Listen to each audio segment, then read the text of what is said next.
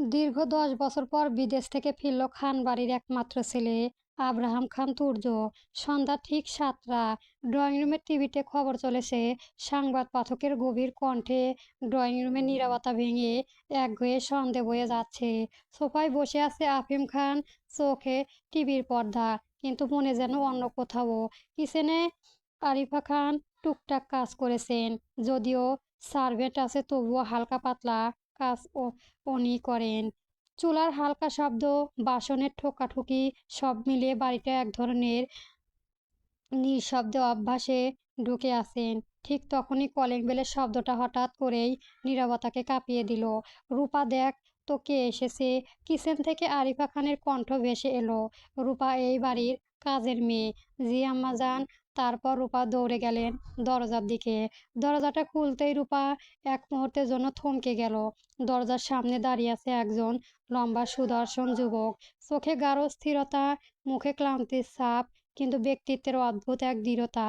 পরনের সিম্পল কিন্তু পরিপাটি পোশাক।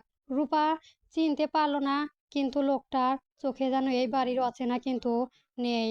তুর্যর কোনো কথা না বলে ধীরে ধীরে ভেতরে পা রাখলো। তার পায়ের শব্দ মেঝেতে হালকা প্রতিধ্বনি তুলতো।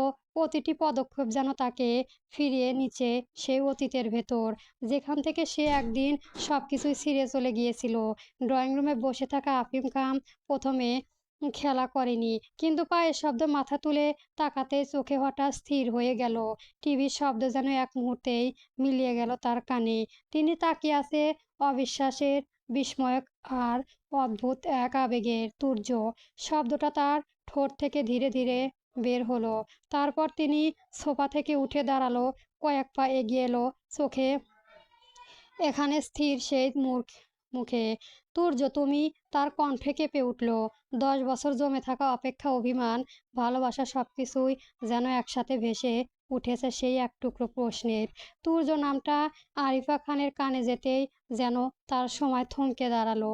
হাতে ছুরিখানা ফেলে দিয়ে দৌড়ে কিচেন থেকে বেরিয়ে এলো সে। বুকের ভেতরটা কাঁপছে, শ্বাসটা যেন ঠিক মতো নিতে পারছে না। এই নামটা সত্যি কি তার এসেছে? তিনি কিচেন থেকে বেরিয়ে ড্রয়িং রুমে দাঁড়িয়ে থাকা ছেলেকে দেখে আর নিজেকে সামলাতে পারলেন না তিনি। ১০ বছর, পুরো ১০টা বছর পর নিজের সন্তানকে দেখে সামনে দেখতে পেয়ে তার সব সংযমন ভেঙে গেল। তুর্য একটা চিৎকারে যেন বুকের গভীর থেকে বেরিয়ে এলো। মুহূর্তের মধ্যে ছুটে গিয়ে জড়িয়ে ধরলেন ছেলেটাকে শক্ত করে, যেন একটু ঢিলে দিয়েই সে আবার হারিয়ে যাবে। আরিফা খান তার নিজেকে সামালে রাখতে পারলেন না, হাঁ করে কান্না করে দিল। আম্মু। তুর্য মায়ের শরীরটা নিজের বাহুর ভেতর টেনে নিল। তারপর কণ্ঠে বলল, আম্মু, কেঁদো না, কেঁদো না, দেখো আমি তো এসেছি। কিন্তু আরিফা খানের কান্না থামার নাম নেই। বুক ভাসিয়ে কাঁদতে কাঁদতে তিনি ছেলের বুকে মুখ গুজে বলল, তুমি এতদিনে কোথায় ছিলে আব্বু? একবারও কি মনে পড়েনি আমাদের কথা? তোমার আম্মুর কথা একবারও ভাবিনি? তুর্য দীর্ঘশ্বাস ফেলল। তার চোখেও যেন জমে থাকা অতীতের ছায়া। তারপর নিজেকে সামলে গভীর কণ্ঠে বলল, আম্মু, আমি কেন গিয়েছিলাম সেটা তো তুমি জানো। আমাকে দিয়ে জোর করে কিছু করাতে গেলে আমার মাথা ঠিক থাকে না। আমি নিজেকে সামলাতে পারিনি, তাই চলে গিয়েছিলাম। আরিফা খান ধীরে ধীরে ছেলেকে ছেড়ে একটু দূরে দাঁড়ালেন। চোখ দুটো লাল, ভেজা। এতদিনে জমে থাকা প্রশ্ন, কষ্ট, অভিমান সব মিলিয়ে তার দৃষ্টি ভারী হয়ে উঠেছে। কিছুক্ষণ ছেলের দিকে তাকিয়ে থেকে ধীরে জিজ্ঞেস করলো, এবার আবার চলে যাবি না তো? তুর্য প্রশ্নটা শুনে তুর্য কিছুক্ষণ চুপ করে রইল। তারপর মায়ের দিকে তাকিয়ে আশাভরা কণ্ঠে আওড়ালো, আম্মু, আমাকে দিয়ে আর জোর করে কিছু না করালে আমি কোথাও যাব না। এবার থাকবো তোমার কাছেই। তুর্য কথাগুলো বলেই ধীরে ধীরে চোখ তুলে তাকালো তার আব্বুর দিকে। ড্রয়িং রুমে বাতাস বাতাসটা হঠাৎ করেই যেন ভারী হয়ে উঠল। কিছুক্ষণ আগেও আফিম খানের চোখে যেন নরমতা ফুটে উঠেছিল। ছেলের কণ্ঠে সে চাপা অভিযোগ শুনে তার আবার শক্ত কঠোর এক আবরণে ঢেউ ঢেকে গেল। চেহারায় গভীর্য, চোখের এক ধরনের অদৃশ্য চাপা আগুন। তারপর তিনি গলা শক্ত করে বলল, হ্যাঁ, আমি জোর করি, সব কাজই জোর করেই করাই, কিন্তু কেন করাই সেটা কেউ দেখে না, কেউ বুঝতে চায় না। বাবা কখনো সন্তানের খারাপ চায় না, এটা মানতে নারাজ আজকালের পোলাপানের। আফিম খানের কথা শেষ হতেই তুর্য গভীর কণ্ঠে বলল, এখন আমি এসব নিয়ে কথা বলতে চাই না পাপা, না হলে দেখা যাবে আমি আর রাগ করে চলে যাব। একটু থেমে সে মায়ের দিকে তাকালো, চোখের কোণে যেন কোমলতা নেমে এলো। কিন্তু আমি যেতে চাই না আমার আম্মুকে ছেড়ে। কাজ আমার আম্মু অনেক কষ্ট পাবে। এই কথাগুলো যেন ছুরির মতো বিঁধল আরিফা খানের বুকে। আবার একই সঙ্গে মলমের মতো ছুটে গেল। তার চোখ আবার ভিজে উঠল। তবে এবার সেই কান্নার মাঝে ছিল এক ধরনের তৃপ্তি। ছেলে অন্তত তার জন্য ফিরে এসেছে। তারপর তুর্য চারপাশে একবার তাকিয়ে নিল। এই বাড়ির সবই চেনা, তবুও কেন অচেনা লাগে। 10 বছরের দূরত্ব যেন প্রতিটি দেওয়ালের প্রতিটি অবসাবের জমে আছে। আরিফা খানের দিকে তাকিয়ে গম্ভীর কণ্ঠে বলল, আম্মু, আমি কোন রুমে থাকবো? প্রশ্নটা শুনে আরিফা খান যেন মুহূর্তের জন্য স্থির হয়ে গেল। বুকের ভেতরটা মোচড় দিয়ে উঠল। নিজের ছেলেই আজ জিজ্ঞেস করছে সে কোন রুমে থাকবে, যে এই বাড়ি তার নিজের কোনো জায়গা আর নিশ্চিত নয়। কিন্তু পরক্ষণে নিজেকে সামলে নিয়ে বলল, তোমার রুমে থাকবে আব্বু। তোমার রুম যেমন রেখে গিয়েছিলে তেমনই আছে, কেউ যায়নি ওই রুমে। মায়ের কথা শুনে তুর্য আর কিছু না বলে সিঁড়ি দিয়ে এগোতে যেতে লাগলে, কিন্তু ঠিক সিঁড়ির গোড়ায় এসে সে হঠাৎ থেমে গেল। সামনে দাঁড়িয়ে আছে একটি মেয়ে, লাল টকটকে ফ্রক, কোমল মুখশ্রী আর কোলে সাদা কালো ছোট একটা বিড়াল, যেটা শান্তভাবে গুটিসুটি মেরে বসেছিল। মেয়েটার চোখে কৌতূহল, একটু ভয়ও, হয়তো সে যেন কিছু বলতে চেয়েও থেমে গেল। তুর্য ভ্রু কুঁচকে গেল, চোখ সারু হয়ে এলো। কয়েক সেকেন্ড তাকিয়ে থাকার পর তার মুখের ভাব হঠাৎ বদলে গেল। চেনার সাথে সাথে সে চোখে আগুন জ্বলে উঠল। হৃদ নামটা যেন দাঁত চেপে উচ্চারণ করলো সে। পরক্ষণই পরের মুহূর্তে তার রাগ মাথায় চড়ে বসলো। বড় বড় পা ফেলে ঝড়ের বেগে এগিয়ে গেল মেয়েটার সামনে। হৃদ কিছু বুঝে ওঠার আগেই তুর্য ওর গালে থাপ্পড় বসিয়ে দিল। তুর্যের শক্তপোক্ত হাতের থাপ্পড়ে মেয়েটা মুখটা একপাশে ঘুরে গেল। শব্দটা পুরো ড্রয়িং রুমে জোরে প্রতিদ্বন্দ্বিত হলো। এমন আঘাত সে জীবনও কখনো পায়নি। মুহূর্তের মধ্যে তার মাথায় ঝিমঝিম করতে লাগলো, চারপাশটা যেন ঘুরে উঠল। দাঁড়িয়ে থাকাটা কঠিন হয়ে গেল তার জন্য। হৃদের ঠোঁটের কোণে ফুটে রক্ত বের হতে লাগলো, চোখে পানি চলে এলো। তার কোলে থাকা ছোট বিড়াল ভয় পেয়ে জোরে মিউ মিউ করে উঠল, যেন পরিস্থিতি ভয়াবহতা সেও বুঝতে পারছে। তুর্য, এসব কি হচ্ছে?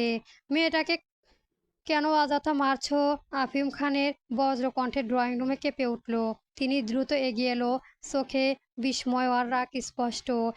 তুর্য ধীরে ধীরে মুখ ঘুরিয়ে তার বাবার দিকে তাকালো, চোখ দুটো লাল, ভেতরে জমে থাকা রাগ যেন আর ধরে রাখতে পারছে না। দাঁতে দাঁত চেপে রাগে কণ্ঠে বলল, এই আবর্জনাকে যেন আমি আমার চোখের সামনে না দেখি পাপা, নয়তো আমার হাতে মার খেতে খেতে ও মরে যাবে। কথাটা বলেই আর এক মুহূর্তে দাঁড়ালো না তুর্য। দ্রুত পা ফেলে সিঁড়ি বেয়ে উপরে উঠে যেতে লাগলো। ধপাস ধাপগুলো যেন তার রাগে তালে তালে কাঁপছিল। তুর্য সিঁড়ি বেয়ে উপরে উঠে যেতে ড্রয়িং রুমটা যেন হঠাৎ নিস্তব্ধ হয়ে গেল। সেই নিস্তব্ধতার মাঝে ভেসে উঠল চাপা কাঁপতে থাকা কান্নার শব্দ। হৃদয় নিজেকে সামলাতে পারল না। এতক্ষণ যে থাপ্পড়টা সে বোঝার চেষ্টা করেছিল, তার যেন একসাথে ভেঙে পড়ল তার উপর। ফুপিয়ে ফুপিয়ে কেঁদে উঠল সে। ঠোঁটের কোণে লেগে থাকা রক্ত গালে 5 আঙুলের স্পষ্ট লালতে যাক, আর চোখে ভরা জল সব মিলে ছোট মেয়েটাকে ভীষণ অসহায় দেখাচ্ছিল। তার কোলে থাকা বিড়ালটাকেও যেন নরম স্বরে ডাকতে লাগলো, মালিকে কষ্ট বুঝে। আফিম খানের বুকটা মোচড় দিয়ে উঠল দৃশ্যটা দেখে। অতটা কঠিন মানুষ হয়েও এই মুহূর্তে তার চোখের ভেতর এক ধরনের ব্যথা ছায়া ফেলল। ধীরে ধীরে এগিয়ে এসে তিনি হৃদের মাথায় হাত বুলিয়ে দিল স্নেহ মমতা। তারপর নরম কণ্ঠে বলল, মা, ওর থেকে দূরে থাকবি, বুঝতে পেরেছিস? হৃদ কোনো কথা বলল না, শুধু মাথার উপর নিচে নেড়ে সম্মতি জানালো। তার কাঁধটা কাঁপছিল, চোখ থেকে টুপ টুপ করে জল পড়ছিল। মেঝেতে এই দৃশ্যটা কিছুটা দূর থেকে দেখছিল আরিফা খান। তার চোখে এক ঝলক দুঃখ ছিল, কিন্তু মুখটা ধীরে ধীরে শক্ত হয়ে এলো। নিজের ভেতরে কোমলতা কে যেন জোর করে চেপে রাখলো তিনি। গম্ভীর ঠান্ডা কণ্ঠে বলল, আমার ছেলে এই মেয়েটার জন্য একবার বাড়ি ছেড়ে গিয়েছিল। আমি আর চাই না আমার ছেলে আবার বাড়ি ছাড়ুক, তাও একটা বাইরে মেয়ের জন্য। কথাগুলো ছুরি হয়ে বিঁধল বাতাসে। হৃদ মাথা নিচু করে ফেলল, যেন প্রতিটি শব্দ তাকে আরো ছোট করে দিচ্ছে। আরিফা খান এবার সরাসরি আফিম খানের দিকে তাকালো, তারপর গম্ভীর কণ্ঠে বলল, তাই তোমাকেই বলছি, তোমার বোনের মেয়েকে বলে দাও আমার ছেলের থেকে দূরে থাকতে। ভালো করে বুঝিয়ে দাও। কথাখানা শেষ করে সে আর এক মুহূর্তেও দাঁড়ালো না। ঘুরে দাঁড়িয়ে ধীরে পায়ে কিচেনের দিকে চলে গেল। তার পায়ের শব্দ ধীরে ধীরে মিলিয়ে গেল, কিন্তু রেখে গেল ভারী এক নীরবতা। আফিম খান দাঁড়িয়ে রইল জায়গাতে, চোখে ক্লান্তি, মুখে অজস্র না বলা কথা। সময়ে কাঁদতে থাকা মেয়েটা আর ওপরে চলে যাওয়া ছেলেটা, দুজনের মাঝখানে দাঁড়িয়ে তিনি যেন অসহায় এক সেতু। একটা দীর্ঘশ্বাস বেরিয়ে এলো তার বুকের ভেতর থেকে, গভীর ভারী। রাত ঠিক ৯টা। চারপাশে শহরে কোলাহল ধীরে ধীরে নরম হয়ে আসছে, কিন্তু পুরোপুরি থেমে যায়নি। বাতাসে হালকা গরমে ছোঁয়ার মাঝেও মাঝে দূরের গাড়ি হর্ন, আমার মানুষের ভাঙা ভাঙা কথা শব্দ ভেসে আসছে। সূর্য নিঃশব্দে বাড়ি থেকে বের হলো, দরজাটা আস্তে করে বন্ধ করলো, যেন ভেতরে কেউ টের না পায়। তার হাঁটার ভঙ্গিতে একটা অদ্ভুত নির্লিপ্ততা, না তাড়াহুড়া, না কোনো উত্তেজনা। সূর্য খুব বেশি বন্ধু নেই, হাতে গোনা কয়েকজন, যাদের সঙ্গে তার সম্পর্কর কথা চেয়েও বেশি নীরবতা গড়া। কারণ তুর্যর ছোট থেকে চুপচাপ, বাদরাগী বদরাগী, উগ্র, ঘ্যাট তেরা, বেপরোয়া স্বভাবের। কারো সাথে তেমন কথা বলতো না, কিন্তু এদের সাথে বন্ধুত্ব সেই স্কুল লাইফ থেকেই। কিভাবে যে এদের সাথে এত বছরের বন্ধুত্ব টিকে আছে তুর্য ভেবেই পায় না। ও রাগ, জিদ, কটু কথা সব সহ্য করে ওরা দিব্যি ওর সাথেই আছে। বিদেশে যাওয়ার পরে ওদের সাথে যোগাযোগ ছিল, আজ তাদের সাথে দেখা করতে বের হয়েছে তুর্য। রাস্তার মোড় ঘুরতে হালকা স্ট্রিট লাইটের নিচে দুটো পরিচিত ছায়া চোখে পড়ল। তুর্য একটু থামলো, চোখ সারু করে তাকালো। হাঁ ওরায়। তুর্যর কাছে যেতে একজন হেসে উঠল, সে চেনা দুষ্ট হাসি, উজান। তারপরে উজান বলল, কি রে শালা, তোর খবর কি? 10 বছর আগে দেশ ছেড়ে চলে গিয়েছিলি, গেলি আমাদের না জানিয়ে, আবার চলে এলি তাও না জানিয়ে।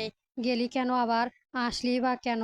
তার পাশে দাঁড়িয়ে থাকা আরেকজন অর্ণব, শান্ত কিন্তু চোখে তীক্ষ্ণ দৃষ্টি, চুপচাপ তুর্যের প্রতিক্রিয়া দেখছিল। তুর্য কিছুক্ষণ চুপ করে রইল, যেন প্রশ্নগুলো তার কানে ঢুকেছে, কিন্তু উত্তরগুলো কোথাও আটকে আছে। ধীরে ধীরে সে পকেট থেকে একটা সিগারেট আর লাইটার বের করলো, তারপর লাইটার ক্লিক করে আগুন জ্বালালো। আগুনের ছোট শিখা তার চোখের এক মুহূর্তের জন্য প্রতিফলিত হলো গভীর অচেনা একটা অনুভূতি নিয়ে।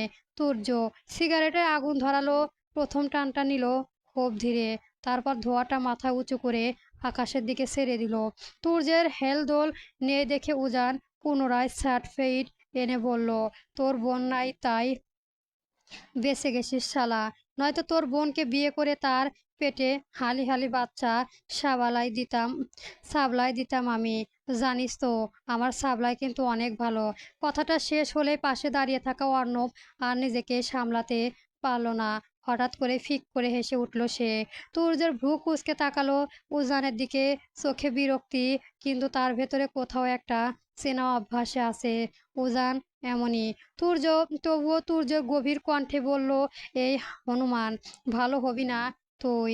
উজান সঙ্গে সঙ্গেই মুখটা একদম ইনোসেন্ট বানিয়ে ফেললো, যেন কিছুই জানে না, কিছুই বোঝে না। তারপর বলল, ভালো হলে কি বউ পাবে? উজানের কথা শুনে অর্ণব আবার হেসে উঠল, এবার একটু জোরে। তুর্য আবার সিগারেটের টান দিল, ধোঁয়াটা ধীরে ধীরে ছেড়ে দিয়ে সে মুখ ঘুরিয়ে নিল, যেন এই পাগলের সঙ্গে কথা বলাটাই তার সবচেয়ে বড় ভুল। অর্ণব এবার একটু সামলে নিয়ে বলল, তুই চাইলে কিন্তু তুর্যের নিজের না হোক ফুফাতো বোনের বিয়ে করতে পারিস। উজানের চোখ যেন হঠাৎ করে চকচক করে উঠল, তারপর আনন্দিত কণ্ঠেই বলে উঠল, ও হ্যাঁ, কিউট কে? ও কিন্তু ভীষণ কিউট। আমি কথা খানা শেষ করার আগেই তুর্য এক ঝটকায় সিগারেটটা মাটিতে ফেলে দিল। মুহূর্তের মধ্যে সে এগিয়ে এসে উজানের শার্টের কলার চেপে ধরল। তার চোখে তখন আর আগের সেই নির্লিপ্ততা নেই, বরং তীব্র সতর্কতা আর চাপা রাগ স্পষ্ট। তারপর ঠান্ডা গভীর কণ্ঠে বলল, you two better stop taking nonsense right now or linking your broth and bride you right here. অর্থাৎ তোরা দুজন এখনই এই বাজে অর্থহীন কথা বলা বন্ধ করিস, তাহলে হলে আমি তোদের দুজনকেই মেরে এখানেই পুঁতে ফেলবো। তুর্যের কথায় উজান আর অর্ণব দুজনেই একটু থমকে গেল।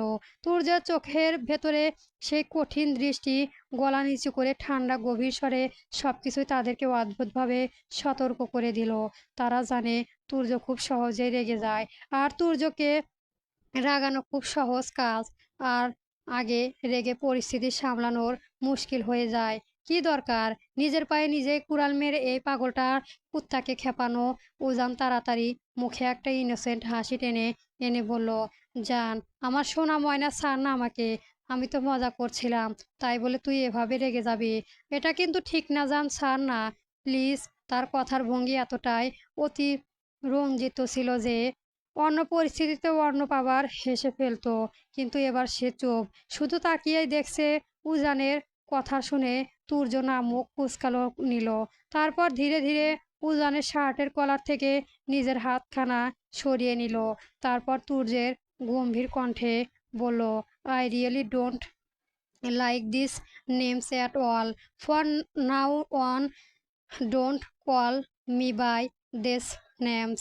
বলে আর এক মুহূর্তে দাঁড়ালো না, উল্টো রাস্তায় হাঁটতে শুরু করলো। অর্ণব একটু দ্বিধা করে ডেকে উঠল, কোথায় যাচ্ছিস তুর্য? তুর্য থামলো না, হাঁটতে হাঁটতে গভীর গলায় উত্তর দিল, বাড়ি যাচ্ছি। আমি ভীষণ ক্লান্ত, রেস্টের প্রয়োজন। কথাখানা বলেই হাঁটতে থাকে। উজান আর অর্ণব আর দাঁড়ালো না, নিজ নিজ বাড়ি উদ্দেশ্যে চলে গেল। তুর্যের বাড়ি ফিরতে ফিরতে প্রায় রাত 12টার কাছাকাছি ছুঁয়ে ফেলেছে। শহরের শব্দ অনেকটাই কমে এসেছে, এখন কেবল দূরের কুকুরের ডাকে মাঝে মাঝে নীরবতা ভাঙছে। তুর্য গেট পেরিয়ে ভেতরে ঢুকলো। তার হাঁটার ভঙ্গিতে ক্লান্তি স্পষ্ট, কিন্তু সেই ক্লান্তির আড়ালে লুকিয়ে আছে এক অদ্ভুত অস্বস্তিতা। আজকের রাতটা যেন তার মাথার ভেতরে জমে থাকা অনেক পুরনো স্মৃতিকে নাড়া দিয়ে গিয়েছে। কোনো দিকে না তাকিয়ে, কারো সঙ্গে কথা না বলে সোজা নিজের রুমের দিকে এগিয়ে গেল। দরজাটা ঠেলে ভেতরে ঢুকেই তুর্য থেমে গেল। মুহূর্তের মধ্যে তার চোখের দৃষ্টি বদলে গেল। তার নিজের বিছানায় শুয়ে আছে হৃদ, গভীর ঘুমে আচ্ছন্ন, নিঃশ্বাসটা ধীর, মুখটা শান্ত, যেন বাইরের কোনো ঝড় তার কাছে পৌঁছায়নি। কিন্তু তুর্য ভেতরে তখন ঝড় শুরু হয়ে গেছে। রাগে তার শরীর শক্ত হয়ে উঠল, মুঠো করা হাত চোয়াল শক্ত, চোখে জমে উঠেছে দহন। এই মেয়েটাকে তুর্য আগেই বলে দিয়েছিল যাতে ওরা আশেপাশে না আসে, তবুও সে এসেছে। শুধু আসেনি তার পার্সোনাল জায়গায়, তার বেডে নিশ্চিন্তে ঘুমিয়ে আছে। তুর্য শ্বাস ভারী হয়ে উঠল। ও বড় বড় পা ফেলে এগিয়ে গেল বেডের দিকে। প্রতিটা পদক্ষেপে যেন জমে থাকা রাগটা আরো ঘনীভূত হচ্ছে। বেডের পাশে দাঁড়িয়ে আছে এক মুহূর্তেও দেরি করলো না, হাত বাড়িয়ে হঠাৎ করেই ঘুমন্ত হৃদকে একটানে তুলে দাঁড় করালো। ঘুম ভাঙার আগেই হৃদ আগে হঠাৎ টান খেয়ে উঠলো, দাঁড়ানো, চোখ আধ ঘুম খোলা, মাথা ঝিমঝিম করছে। কিছুই ঠিক মতো বুঝে ওঠার আগে তুর্য ওর দুগালে পরপর দুটো থাপ্পড় মারলো। রুমের ভেতর শব্দটা তীক্ষ্ণভাবে প্রতিদ্বন্দ্বিত হলো। হৃদ পুরোপুরি জেগে উঠলো, কিন্তু বুঝে উঠতে পারলো না ঠিক কি ঘটলো। তার চোখে বিস্ময়, ভয় আর অসহায়তা একসাথে জমে থাকলো। সে কিছু বলার আগেই তুর্য দাঁড়িয়ে রইল সামনে, বুক ওঠানামা করেছে, চোখে জ্বলছে চাপা রাগ। রুমের বাতাস ভারী হয়ে উঠেছে, এদিকে তুর্যের দহন, অন্যদিকে হৃদের হঠাৎ ভেঙে যাওয়া ঘুমের আর অজানা আতঙ্ক। তুর্যের হাতের থাপ্পড় খেয়ে হৃদের ছোট দেহখানা থরথর করে কাঁপতে লাগলো। চোখ দুটো বড় হয়ে গেছে, ঠোঁট কাঁপছে, কিন্তু কোনো শব্দ বের হলো না তার মুখ থেকে। সে শুধু দাঁড়িয়ে আছে তুর্যের সামনে, যেন পায়ের তলায় মাটি নেই। তুর্যর চোখ তখন আগুনের মতো জ্বলছে, চোয়াল শক্ত করে চেপে ধরেছে, নিঃশ্বাস ভারী হয়ে উঠেছে। তার ভেতরে রাগ যে আর ধরে রাখতে যাচ্ছে না। সে এমনভাবে হৃদের দিকে তাকিয়ে আছে যেন আর এক মুহূর্তেও দাঁড়িয়ে থাকলে সব সীমা ভেঙে যাবে। তুর্য গর্জে উঠল, get out of my room. তার কণ্ঠে এমন তীব্রতা ছিল যে হৃদের বুকে কেঁপে উঠল। কিন্তু তুর্য থামল না, আরো কঠিন স্বরে বলল, আর কখনো যেন তোকে আমার সামনে না দেখি। যদি তোকে দেখি তাহলে আর নিজেকে সামলাতে পারবো না, মেরে তোকে মাটিতে পুঁতে দেব। কথাগুলো যেন ছুরির মতো বিঁধল হৃদের ভেতর। তার চোখে পানি চলে এলো, কিন্তু সে তা মুছারও সাহস পেল না। এক মুহূর্তে আরো দাঁড়ালো না, দৌড়ে বেরিয়ে গেল রুম থেকে। যেন এই জায়গা তার জন্য আর নিরাপদ নয়। হৃদ বেরিয়ে যেতেই তুর্য দরজার কাছে যে ঠাস করে দরজা বন্ধ করে দিল। দরজার সেই শব্দটা যেন পুরো রুমটায় প্রতিদ্বন্দ্বিত হলো তার ভেতরে ঝড়ের মতোই। তুর্য কিছুক্ষণ স্থির দাঁড়িয়ে থাকলো, হঠাৎ করে নিজের চুলে হাত চালিয়ে বিরক্ত সাথে শ্বাস টানলো। রাগে তার শরীর কাঁপছে, মাথা যেন আগুনে জ্বলছে। তারপর আর এক মুহূর্তেও না দাঁড়িয়ে সে সোজা ওয়াশরুমে ঢুকে গেল। ঝর্ণার কলটা পুরো ঘুরিয়ে খুলে দিল। হঠাৎ পানি ধরা ঝরতে লাগলো তার মাথায় আর কাঁধে বেয়ে। কিন্তু তার ভেতরে আগুন যেন কিছুতেই নিভছে না। পানির নিচে দাঁড়িয়ে তুর্য চোখ বন্ধ করে রাখলো। তার ভেতরে জমে থাকা রাগ, ক্ষোভ আর অদ্ভুত এক অস্বস্তিতা, সব মিলিয়ে এক ভয়ঙ্কর অবস্থা। অপরদিকে হৃদ দৌড়াতে দৌড়াতে নিজের রুমে ঢুকে দরজা ঠাস করে বন্ধ করে দিল। দরজার ওপাশে হেলান দিয়ে কিছুক্ষণ দাঁড়িয়ে রইল সেই, শ্বাসটা ভারী, বুকটা ওঠানামা করছে দ্রুত, যেন এখনো ভয়টা কিছুই ছাড়েনি। তারপর ধীরে ধীরে নিজেকে সামলে নিয়ে সে আয়নার সামনে গিয়ে দাঁড়ালো। এক নজর নিজের মুখের দিকে তাকাতে সবকিছু ভেঙে পড়ল।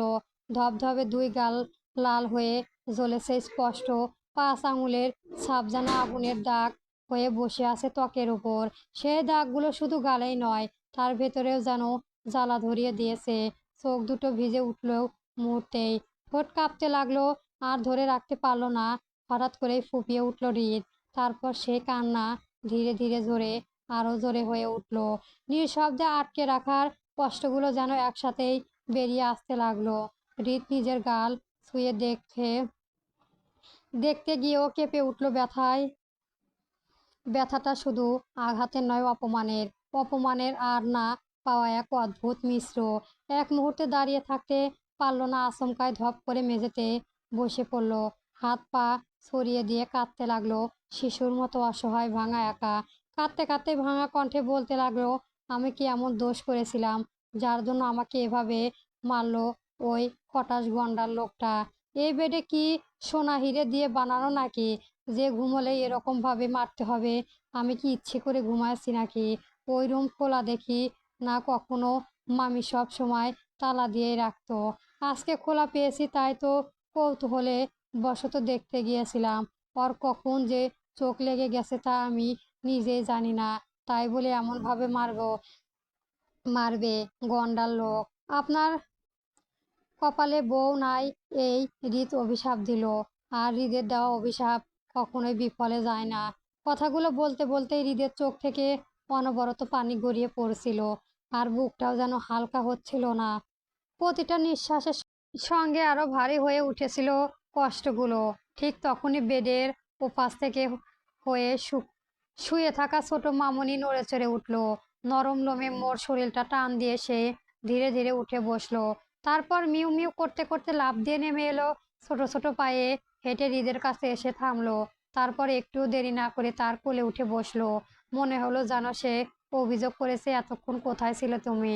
হৃদ কাঁদতে কাঁদতে মামুনিকে জড়িয়ে ধরলো, তার নরম লোমের মুখ গুজে দিয়ে ভাঙা কণ্ঠে বলল, মুনমুন, তুই ছাড়া কেউ আমাকে ভালোবাসে না। কথাটা বলেই একটু থামলো হৃদ। তারপর আবার দুই দিকে মাথা নেড়ে আওড়ালো, না মামা, অনেক ভালোবাসে, আর আমি একটু একটু ভালোবাসে। আর কেউ ভালোবাসে না? হৃদের ঠোঁটে একটুখানি কষ্ট মেশানো হাসি ফুটে উঠল।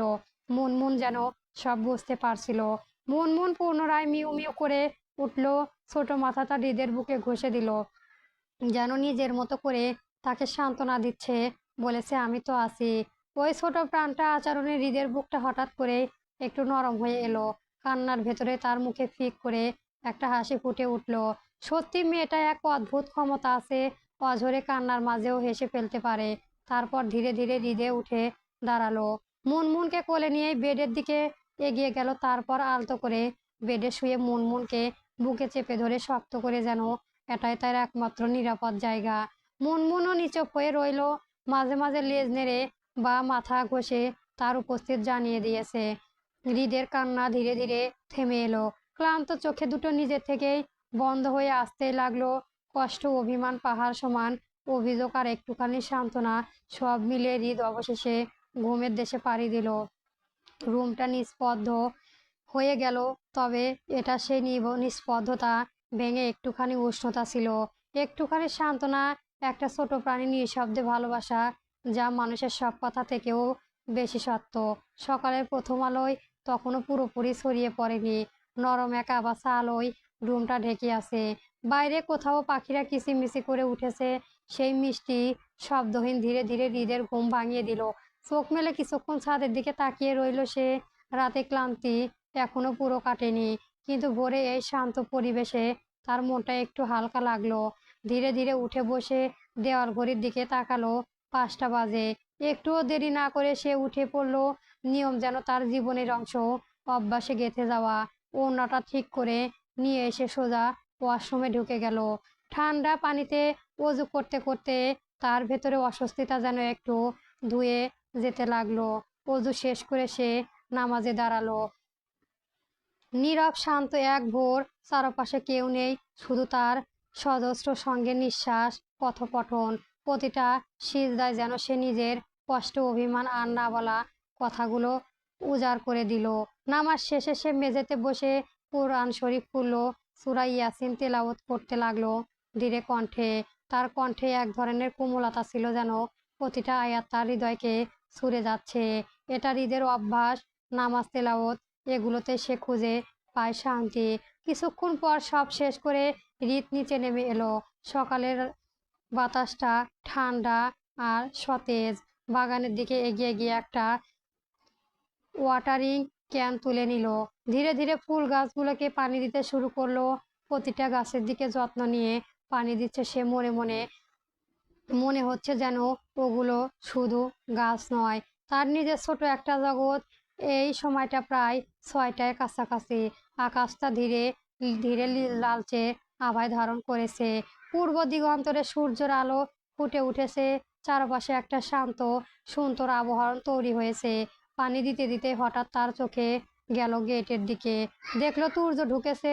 তার গায়ে জগিং এর ড্রেস, শরীরটা একটু ঘামে ভেজা, মনে হচ্ছে এখনই দৌড়ে থেকে ফিরেছে। হাঁটার ভঙ্গিতে ক্লান্তি আর অভ্যাসের ছাপ স্পষ্ট। সূর্যকে দেখে হৃদের মুখটা মুহূর্তে বদলে গেল। ভ্রু কুঁচকে গেল, ঠোঁট বাঁকিয়ে মুখটা একটু বাঁকালো, স্পষ্ট বিরক্তি আর অভিমান। কিন্তু ঠিক তখনই সূর্য চোখ গিয়ে পড়ল হৃদের দিকে। হৃদের মুখ বাঁকানো দেখে সূর্য ধীরে পায়ে এগিয়ে আসছিল হৃদের দিকে। পর্যবেক্ষণ গুলো ভারী অথচ নিয়ন্ত্রিত। সকালের নরম আলোয় তার ভেজা চুল আর কাঁধে পড়ে এক অদ্ভুত কঠোরতা আরো স্পষ্ট করে তুলেছিল। বাগানের নিস্তব্ধতায় তার উপস্থিতিটা যেন আলাদা করে বোঝা যাচ্ছিল। হৃদ দূর থেকে সেটা দেখে থমকে গেল। তার বুকের ভেতরটা হঠাৎ করেই ধকধক করতে শুরু করলো। হাতে ওয়াটারিং ক্যানটা অল্প কাঁপতে লাগলো। পানি পড়তে পড়তে মাটিতে ছোট ছোট দাগ তৈরি করেছে। সূর্য যত কাছে আসছে হৃদের ভেতরে ভয় ততটাই বাড়ছে। গত রাতের ঘটনাটা যেন আবার জীবন্ত হয়ে উঠল তার চোখের সামনে। হৃদ অনিচ্ছা সত্ত্বেও একটু পিছিয়ে গেল। পুরো শরীর খানা কাঁপছে একেবারে ওর অজান্তেই। সূর্য ঠিক সামনে এসে থামলো। কিছুক্ষণ চুপচাপ তাকিয়েই রইল হৃদের দিকে, তার চোখে সে চেনা কঠোরতা। তারপর ঠান্ডা গম্ভীর কণ্ঠে বলল, এই মেয়ে, তুমি আমাকে দেখে মুখ বাঁকালে কেন? তুমি শব্দটা কানে যেতেই হৃদ যেন এক মুহূর্তের জন্য থেমে গেল। গত রাতে তুই আর আজকে তুমি, এই পরিবর্তনটা তার ভেতরে কেমন যেন একটু অদ্ভুত প্রতিক্রিয়া তৈরি করলো। ভয়টা ঠিকই আছে, কিন্তু তার মাঝেও একটা প্রশ্ন জেগে উঠল। হৃদ শটাং করে মাথা উঁচু করে হৃদের দিকে তাকিয়ে নিয়ে অজান্তেই বলে ফেললো, রাতে না তুই বললেন, এখন আমার তুমি কেন? কথাটা বেরিয়ে যেতে হৃদ নিজের একটু চমকে উঠল। তুর্য নির্বিঘ্নার ভঙ্গিতে ছোট করে বলল, মাই উইশ। উত্তরটা হৃদের একদমই পছন্দ হলো না। তার মুখটা সঙ্গে সঙ্গে কুঁচকে গেল। ভ্রু দুটো জোড়া লাগতে মতোই করে কুঁচকে উঠে বিরক্তিটা স্পষ্ট করে দিল। তুর্য আবার গম্ভীর হয়ে বলল, যা জিজ্ঞাসা করছি তার উত্তর দাও। হৃদের গলা শুকিয়ে এলো। সে অজান্তে জিহ্বা দিয়ে ঠোঁট ভিজিয়ে নিল। হাতে ক্যানটা শব্দ করে ধরে রাখলো যেন সেটা তার ভরসা। কাপা কণ্ঠে বলল, কোথায়? আমি তো আপনাকে। হৃদের কথাটা শেষ হওয়ার আগে সূর্য হঠাৎ করে ধমক দিয়ে উঠল, কণ্ঠটা তীক্ষ্ণ, কঠোর আর বিরক্তিতে ভরা। Stop it. আমি মিথ্যে কথা একদম পছন্দ করি না। তার চোখ দুটোর আগে জ্বলেছে। এক পা এগিয়ে এসে আরো নিচু গলায় বলল, কিন্তু ভয় ধরানোর দৃঢ়তা বলল, এখন যদি সত্যি না বলো তাহলে তোমাকে রোদের মধ্যে সোজা আজকে এক দুপুর দাঁড় করিয়ে রাখবো। কথাগুলো যেন শরীর বিদ্রোহ হৃদের ভেতরে। তার মুখে ফ্যাকাশে হয়ে গেল মুহূর্তে। হাতে ওয়ারিংটা ক্যানটার হাতে কাঁপতে কাঁপতে প্রায় পড়ে যাওয়ার মতো অবস্থা। বুকের ভেতরটা হঠাৎ করে ভারী হয়ে উঠলো। শ্বাস নিতে কষ্ট হচ্ছে যেন। ভয়টা এতটাই তীব্র হয়ে উঠলো যে রিতা নিজেকে সামলাতে পারল না। হঠাৎ করে তার চোখে ঝাপসা হয়ে এলো। চারপাশটা ঘুরে উঠলো। হাত থেকে ওয়াটারিং ক্যানটা খসে পড়তে মাটিতে ঠাস করে শব্দ করলো। পানি ছিটকে চারদিকে ছড়িয়ে গেল। এরপরই নিথর হয়ে ঢলে পড়তো লিড সোজা তুর্যের বুকের উপর। তুর্য সম্পূর্ণ অপ্রস্তুত হয়ে গেল। এমন কিছু সে একেবারেই আশা করেনি। এক মুহূর্তের জন্য বুঝতেই পারলো না কি করবে। তাড়াতাড়ি এক হাত দিয়ে হৃদকে আঁকড়ে ধরলো যাতে সে মাটিতে না পড়ে যায়। তার মুখে দিয়ে তাকাতেই বুকটা কেমন অস্বস্তি কেঁপে উঠল। এতটা নিস্তেজ, এতটা শান্ত, যেন একেবারেই কোনো সাড়া নেই। এই মেয়ে। তুর্য তাড়াহুড়া করে অন্য হাত দিয়ে হৃদের গাল হালকা চাপড় দিতে লাগলো। কণ্ঠের এবার স্পষ্ট উদ্বিগ্ন মিশে গেছে। What happen? তার কণ্ঠে আর আগের সেই কঠোরতা নেই, বরং এক ধরনের অস্বস্তিতা। কিন্তু হৃদের কোনো সাড়া নেই। তার চোখ দুটো বন্ধ, ধীরে নিস্তেজ। কোনো শব্দ নেই, কোনো নাড়াচড়া নেই। শুধু নিঃশ্বাসটা খুব হালকা করে ওঠানামা করেছে। আর এক মুহূর্তে দেরি না করলো না তুর্য। বুকের ভেতরে অদ্ভুত এক অস্বস্তি তার নিজের হৃদকে কোলে তুলে নিল। মেয়েটাকে নিস্তেজ শরীরটা যেন আরো হালকা লাগছে। কিন্তু সেই হালকাতেই তুর্যর ভেতরটা অকারণেই ভারী করে তুলেছে। দ্রুত পায়ে তুর্য বাড়ির ভেতরে ঢুকে ড্রয়িং রুমে এলো। সকালের আলো জানালা দিয়ে ঢুকে সোফার উপর পড়েছে। সাবধানে হৃদকে সেখানে শুইয়ে দিল। কিছুক্ষণ তাকিয়ে রইল। মুখটা এখনো ফ্যাকাশে, চোখ বন্ধ, নিঃশ্বাস ক্ষীণ। সূর্য এক মুহূর্তে নষ্ট না করে ঘুরে দাঁড়িয়ে ডাইনিং টেবিলের দিকে গেল পানি আনার জন্য। তার হাঁটার তাড়াহুড়া, মনে হচ্ছে যেন কিছু একটা ঠিক নেই, অথচ সে নিজেই বুঝতে পারছে না সেটা কি। কিন্তু ঠিক তখনই হৃদ শটাং করে চোখ খুলে এক ঝটকায় উঠে দাঁড়ালো। তারপর ওকে আর পায়কে দিল এক দৌড়। সোজা সিঁড়ির দিকে ছুটে গেল। পায়ের শব্দ পড়তে লাগলো দ্রুত। একটার পর একটা ধাপ পেরিয়ে সেই উপরে উঠে গেল। এই সময় তুর্য পানি নিয়ে ফিরে তাকালো। আর সামনে সেই দৃশ্য, ফাঁকা সোফা আর সিঁড়ি বেয়ে দৌড়ে উঠে যাওয়ার হৃদ। এক মুহূর্তের জন্য তুর্যে থমকে গেল। তারপর তার ভ্রু কুঁচকে উঠল। চোখে আবার সেই চেনা রাগের ঝল ফিরে এলো। তারপর নিজের অজান্তেই দাঁত চেপে বলল, এই পুচকি মেয়ে, ওকে বোকা বানানো এভাবে? রাগটা এবার নতুন করে মাথা চড়া দিয়ে উঠল। তুর্যর হাতের গ্লাসটা টেবিলের ওপর একটু জোরেই রেখে দিল। ঠাস করে শব্দ হলো চারপাশে। তারপর বিড়বিড় করে বলল, স্টুপিড হনুমান, আমি তোমাকে পরে দেখে নেব। তার ঠোঁটের কোণে বিরক্তি, চোখে একরাশ আগুন। কণ্ঠটা নিচু কিন্তু ভীষণ দৃঢ়। তারপর আর কিছু না বলে ঘুরে দাঁড়ালো। ভারী পায়ে নিজের রুমের দিকে হাঁটা ধরল। সকাল 8টা। ডাইনিং রুম জুড়ে নরম এক বাস্তবতা ছড়িয়ে আছে। বড় জানালা দিয়ে সকালের আলোয় ঢুকে টেবিলের উপর পড়ে চকচক করেছে। টেবিলে সাজানো গরম গরম পরোটা, ডিম, ভাত, বিভিন্ন খাবারের গন্ধে চারপাশ ভরে গেছে। আফিম খান শান্তভাবে বসে ব্রেকফাস্ট করেছে। আরিফা খান বসে আছে চেয়ারে, উনি ছেলের সাথে খাবে। আর টেবিলে এক কোণে বসে আছে হৃদ, মাথাটা নিচু করে একদম চুপচাপ খেয়ে যাচ্ছে সে। যেন পৃথিবীর সবচেয়ে গুরুত্বপূর্ণ কাজ এখন দ্রুত খাওয়া শেষ করা। হাতের গতি দ্রুত, কিন্তু চোখে মুখে স্পষ্ট অস্বস্তিতা। মনে মনে একের পর এক দোয়া পড়েছে সে, আল্লাহ, আজ যেন ওই হঠাৎ লোকটার সাথে দেখা না হয় প্লিজ। গত রাতের ঘটনা, সকালের বাগানের ঘটনা, সব মিলিয়ে তুর্য নাম শুনলেই এখন বুক ধপাস করে ওঠে তার। তাই সে মাথা নিচু করেই খেলতে লাগলো, চোখে চেষ্টা করছে যত তাড়াতাড়ি সম্ভব উঠে পালিয়ে যেতে। ঠিক তখনই পাশের চেয়ারটায় টেনে বসা হলো, শব্দ হলো। হৃদের হাত থেমে গেল। ধীরে ধীরে মাথা তুলে পাশে তাকাতেই বুকের ভেতরটা ধপ করে উঠল তুর্য। তুর্য একদম স্বাভাবিক ভঙ্গিতে এসে হৃদের পাশের চেয়ারে বসেছে। গায়ে গাঢ় কালোর শার্ট, চুলগুলো এখনো একটু ভেজা, মুখে সেই চিরচেনা গভীর ভাব। হৃদ যখন সঙ্গে সঙ্গে জমে গেল, তার হাত কাঁপতে শুরু করলো। ভাতের লোকমাটা ঠিক মতো তুলতে পারছে না।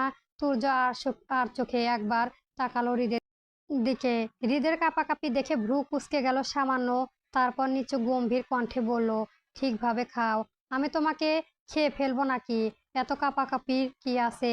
ইডিয়েট। কথাগুলো খুব জোরে বলা হয়নি, এমনভাবে বলেছে যেন শুধু হৃদয় শুনতে পায়। কিন্তু তাতেই হৃদের অবস্থা আরো খারাপ হয়ে গেল। তার বুকের ধুকপুকানি যেন আরো বেড়ে গেল। হাত এতটাই কাঁপছে যেন ঠিক মতো খাওয়া মুখে তুলতেও কষ্ট হচ্ছে। তবুও সে কিছু বলল না, শুধু মাথা আরো নিচু করে কোনো রকমে খাবার মুখে দিতে লাগলো। তুর্য চুপচাপ খেতে শুরু করলো। টেবিলের পরিবেশটা বাইরের থেকেও স্বাভাবিক মনে হলেও ভেতরে ভেতরে যেন একটা চাপা অস্বস্তি ছড়িয়ে আছে। রিত এখনো মাথা নিচু করে খেয়ে যাচ্ছে, যেন যত দ্রুত সম্ভব এই জায়গা থেকেই পালাতে পারলেই বাঁচে। ঠিক তখনই আফিম খান গলা পরিষ্কার করে তুর্যর দিকে তাকিয়ে গম্ভীর কণ্ঠে বলল, তা কবে থেকে অফিস জয়েন করেছো? তুর্য স্বাভাবিক ভঙ্গিতে খেতে খেতে বলল, আমি ইউনিভার্সিটিতে চাকরি করব, পাশাপাশি বিজনেসও দেখব, আমাকে 2-1 দিন সময় দাও। আফিম খান মাথা নেড়ে বলল, আচ্ছা। কথোপকথনটা শান্তভাবেই চলেছিল, কিন্তু ঠিক তখনই খুক খুক করে হৃদের প্রচণ্ড জোরে কাঁপতে শুরু করলো। এত তাড়াহুড়া করে খাওয়ার কারণটায় খাবারটা ঠিক মতো গলায় নামেনি। তার মুখে মুহূর্তেই লাল হয়ে গেল, চোখে পানি চলে এলো, বুকে উঠানামা করেছে দ্রুত।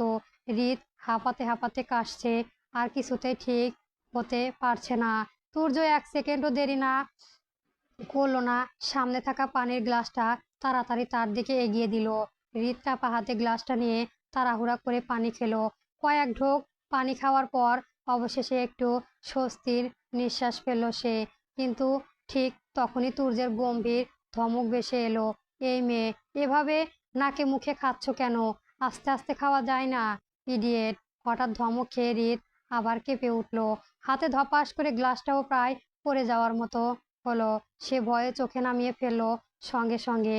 আফিম খান ব্যাপারটা দেখে হালকা বিরক্ত হয়ে বলল, তুর্য, ছোট মানুষ বুঝেনি, বাদ দাও। তুর্য এবার বাবার দিকে তাকালো, মুখে সেই একই গম্ভীর ভাব। তারপর নিচু স্থির কণ্ঠে বলল, এতটাও পিচ্ছি না পাপা, যথেষ্ট বড় ও। কথাটা শুনে হৃদের বুকের ভেতরটা কেমন যেন মোচড় দিয়ে উঠল। হৃদ আর কিছু বলল না, শুধু মাথাটা আরো নিচু করে ফেললো। চুপচাপ বসেই রইল, যেন নিজেকে যতটা সম্ভব নিজেকে গুছিয়ে নিতে চায়। আর তুর্য শান্তভাবে খাওয়া শুরু করলো।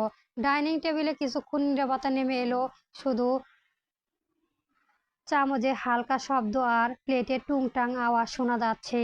হৃদ এখনো মাথা নিচু করেই বসে আছে, ধীরে ধীরে ভাত মাখাচ্ছে, যেন চারপাশে সবকিছু এড়িয়ে শুধু নিজের প্লেটটার দিকেই মনোযোগ রাখতে চাইছে। খেতে খেতে হঠাৎ তুর্যের চোখে গিয়ে পড়লো হৃদের প্লেটের দিকে। টেবিলে সবাই যেখানে পরোটা আর ডিম ভাজি খাচ্ছে, সেখানে হৃদের প্লেটে শুধু সাদা ভাত আর মাছ। তুর্যের ভ্রু কুঁচকে গেল সামান্য। কিছুক্ষণ প্লেটটার দিকে তাকিয়ে থেকে গম্ভীর কণ্ঠে বলল, সবাই পরোটা খাচ্ছে আর তুমি একাই ভাত খাচ্ছ কেন?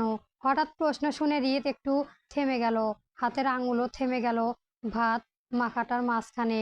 সে মাথা তুলে সাহস পেল না, শুধু চুপ করেই রইল। তার আগেই আরিফা খান হালকা হাসি দিয়ে বলল, আর বলো না তুর্য, হৃদ তো শুধু পাঙ্গাস মাছ আর ভাত ছাড়া অন্য কিছুই খায় না। তুর্য এবার একটু ভালো করে হৃদের প্লেটের দিকে তাকালো। পাঙ্গাস মাছ। তুর্য কপাল কুঁচকে ছোট করে ফেললো। ও তার কণ্ঠে বোঝা গেল ব্যাপারটা তার কাছে অদ্ভুত লেগেছে। তারপর আর কিছু বলল না, মুখ ফিরিয়ে আবার নিজের খাওয়া দিকে মন দিল। ডাইনিং টেবিলের পরিবেশটা তখন বেশ শান্ত, কেউ তেমন কথা বলছে না। ঠিক তখনই হঠাৎ কলিং বেলের শব্দ পুরো বাড়িতে ছড়িয়ে পড়ল। আরিফা খান খানিকটা অবাক হয়ে মাথা তুলে বলল,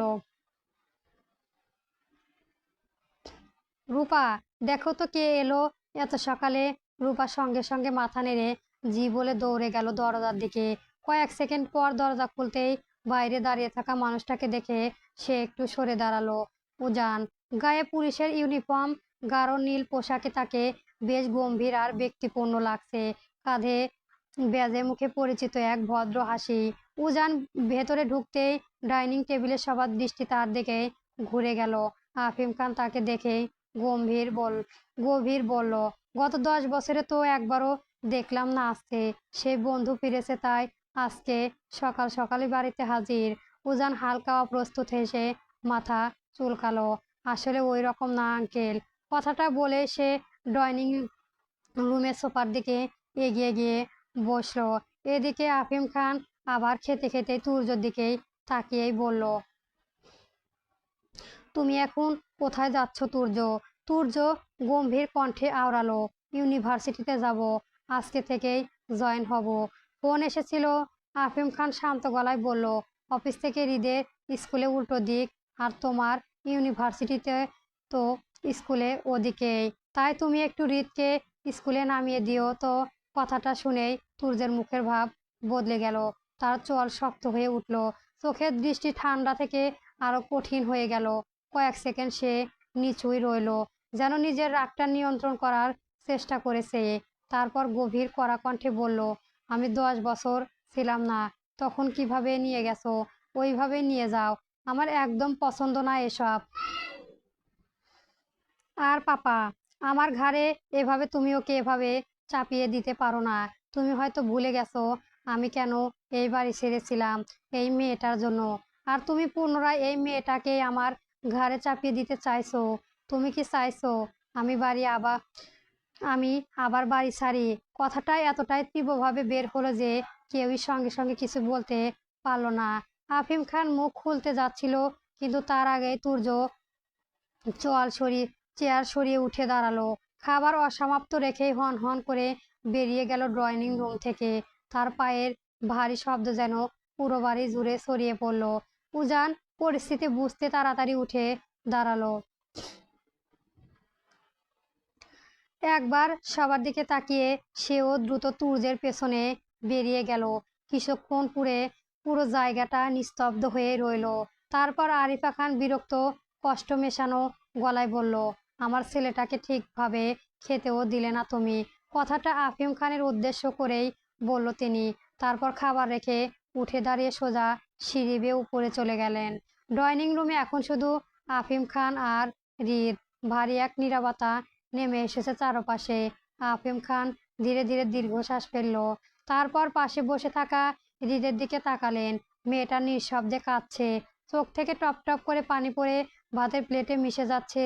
ছোট মুখটা কেমন ফ্যাকাশে হয়ে গেছে। সে মাথা নিচু করে বসে আছে, যেন নিজেকে যতটা সম্ভব অদৃশ্য করে ফেলতে চায়। আফিম খানের বুকটা মোচড় দিয়ে উঠল। তিনি নরম কণ্ঠে বলল, কান্না করিস না মা, আমারই ভুল, আর এরকম হবে না। আমি বেশি আশা করে ফেলেছিলাম। হৃদ ঠোঁট কামড়ে কান্না আটকানোর চেষ্টা করলো, কিন্তু চোখের পানি থামলো না। আফিম খান আবার মমতা ভরায় গলায় বলল, চল, তোর মামা আছে তো, তোর মামাই তোকে স্কুলে নিয়ে যাবে। কথাগুলো শুনে হৃদ মাথা নাড়ালো ধীরে, কিন্তু তার বুকের ভেতরে তখনও তুর্যের সেই কথাগুলোই তীরের মতো বিঁধে আছে, যেন সে সত্যি এই বাড়ির একটা বোঝা। তুর্যের ঝড়ের গতিতে বাড়ি থেকে বেরিয়ে এলো। মুখটা শক্ত, চোখে দাও দাও করে জ্বলেছে রাগ। হাঁটার ভঙ্গিতে বোঝা যাচ্ছে এই মুহূর্তে তার সামনে কেউ পড়লে অবস্থা ভালো না হবে না। পেছনে পেছনে দ্রুত বেরিয়ে এলো উজানো। বাড়ি এড়িয়ে পেরিয়ে তুর্য যখন গেটের দিকে এগোচ্ছে তখন উজান দীর্ঘশ্বাস ফেলে বলল, কি রে, কি হয়েছে? এরকম করলি কেন? তুর্যর কোনো উত্তর দিল না। চোয়াল শক্ত করে সামনে তাকিয়ে হাঁটতে লাগলো। উজান কয়েক সেকেন্ডে চুপ থেকে আবার চিহ্নিত কণ্ঠে বলল, আর কিউট গার্ল। কথাটা শেষ করার সুযোগ পেল না উজান। মুহূর্তের মধ্যে তুর্য ঘুরে দাঁড়িয়ে উজানের কলার চেপে ধরলো। এত দ্রুত সবকিছুই ঘটলো যে উজান নিজেকে কয়েক সেকেন্ড বুঝে উঠতে পারল না। তুর্যের চোখ দুটো তখন ভয়ঙ্কর রকম লাল, দাঁত চেপে ফিসফিসিয়ে কিন্তু ভয় ধারানো কণ্ঠে বলল, ওই মেয়েটার নাম আমার সামনে নিবে না। তার আঙুলগুলো আরো শক্ত হয়ে উঠল উজানের কলারের। নয়তো মেরে পুঁতে দেব তোকে। কথাগুলো বলার সময় তার কণ্ঠের এমন এক হিংস্রতা ছিল। উজান মুখ কুঁচকে তুর্যের হাত ছাড়ানোর চেষ্টা করতে করতে বলল, এই স্যার আমাকে শালা, আমি একজন পুলিশ অফিসার, তুই আমার কলার এভাবে ধরতে পারিস না। কিন্তু তুর্য যেন আরো রেগে উঠল। সে উজানের কলার আরো শক্ত করে চেপে ধরে কাছে ঝুঁকে এলো। ঠান্ডা ধারালো কণ্ঠে বলল, তোর ফাঙ্কি পুলিশ আব্রাহাম খান তুর্যের পকেটে থাকে। উজার সাথে সাথেই ভাবুক কণ্ঠে বলল, তোর পকেটে কত বড় রে, যে মানুষ পর্যন্ত আটকে। উজানের কথা শুনে তুর্যর রাগ যেন আরো কয়েক ধাপ বেড়ে গেল। তুর্যের বিরক্তিতে দাঁত চেপে এক ধাক্কায় উজানের সরিয়ে দিল। উজান দু পায়ে বিছিয়ে গিয়ে কষ্ট করে নিজেকে সামলে নিল। তুর্যের চোখ মুখে তখনও আগুন জ্বলেছে। তারপর দাঁত চেপে গম্ভীর কণ্ঠে বলল, আমার সাথে একদম আজে বাজে কথা বলবি না, ইডিয়েট হনুমান। কিন্তু উজান তো উজান, ও বিরক্তিকর কথা বলবে না তো কে বলবে? উজান একটুও বিচলিত না হয়ে নিজের পুলিশের ইউনিফর্মের কলার ঠিক করতে লাগলো। জামা কুঁচকে যাওয়ার অংশে হাত বুলিয়ে বিরক্তি মুখে বলল, ব্রিটিশের বংশধর, আমার ইউনিফর্মটা এভাবে কুঁচকে দিলি কেন? আমার কি বাসায় বউ আছে যে জামা কাপড় আয়রন করে দিবে? না, নেই। বরং নিজের জামা কাপড় নিজেই আয়রন করা লাগে, বুঝেছিস? তুর্য চোখ বন্ধ করে এক মুহূর্তে দাঁড়িয়েই রইল। মনে হচ্ছে নিজেকে জোর করে শান্ত রাখার চেষ্টা করেছে। উজান এসব কথা আবারও বিরক্তি হচ্ছে ও। শেষে বিরক্ত গলায় বলল, এসব ফালতু কথা বাদ দে, আর বলো তো, সকাল সকাল আমার বাড়িতে কোন মতলবে এসেছিস? তাও আবার অফিস বাদ দিয়ে। তুর্যের কথা শুনে উজান নাটকীয় ভঙ্গিতে দীর্ঘশ্বাস ফেলল। তারপর মাথায় হাত বুলে এমন একটা ভাব দিল যে পৃথিবীর সবচেয়ে অসহায় মানুষই সে। বিরাট প্রবলেমের মধ্যে আসি ভাই, হ্যান্ডসাম হয়ে কি বিপদে আসি শুধু আমি জানি। এমনভাবে ইপটিজিং করে মেয়েরা, এমনকি যাকে ছোট থেকে বোনের চোখে দেখেছি, তাও ছাড়ে না। তুর্য এবার বিরক্তিতে চোখ উল্টালো। মনে হচ্ছে আর এক সেকেন্ডও সে শুনলে সে সত্যি চলে যাবে। তারপর গম্ভীর ঠান্ডা কণ্ঠে বলল, ওই কি হয়েছে তাড়াতাড়ি বল, নইলে আমি গেলাম। উজান কিছু বলতে যাবে ঠিক তখনই তার ফোন বেজে উঠল। স্ক্রিনের দিকে তাকাতে তার মুখ ভাব মুহূর্তে বদলে গেল। নিপা কলিং। নামটা দেখেই উজানের আত্মা যেন শুকিয়ে গেল। মুখের রং পাল্টে গেল এক নিমিষে। মনে মনে বিড়বিড় করলো, এই মেয়ে মুখ একদম মিসাইল। কথায় কথায় মিসাইল ফেলে। উজান কষ্ট করে ঢোক গেল। তারপর সাহস জোগাড় করে কল রিসিভ করলো। ফোনটা কানে দিতেই ওপাশ থেকে ঝড়ের গতিতে ভেসে এলো মেয়ালি গলা, জান, আমি তোমাকে কতগুলো মেসেজ দিচ্ছি, আমার মেসেজ সিন করো নাই, আর রিপ্লাইও দাও নাই কেন? উজান চোখ মুহূর্তে বড় বড় হয়ে গেল। মনে হচ্ছে ফোনের ওপাশ থেকে সত্যি মিসাইল ছেড়ে যাচ্ছে। তার মুখের অবস্থা দেখে তুর্য কপাল কুঁচকে ফেললো। এতক্ষণ রাগে ফুঁসতেও এখন উজান এক্সপ্রেশন দেখে খানিকটা অবাক হয়েছে। গম্ভীর কণ্ঠে জিজ্ঞাসা করলো, হোয়াট হ্যাপেন্ড? উজান তখনও ফোন কানে ধরে দাঁড়িয়ে আছে, মুখ আতঙ্ক, চোখে অসহায়ত্ব। আর ওপাশে নিপা কণ্ঠ অবিরত চলেছে, যেন থামার কোনো ইচ্ছেই নেই। পরবর্তী গল্প পেতে আমার চ্যানেলটি সবার আগে সাবস্ক্রাইব করে রাখবেন। ধন্যবাদ। গল্প প্রণয়ের প্রেমগাথা পর্ব 2 থেকে 4 চলবে।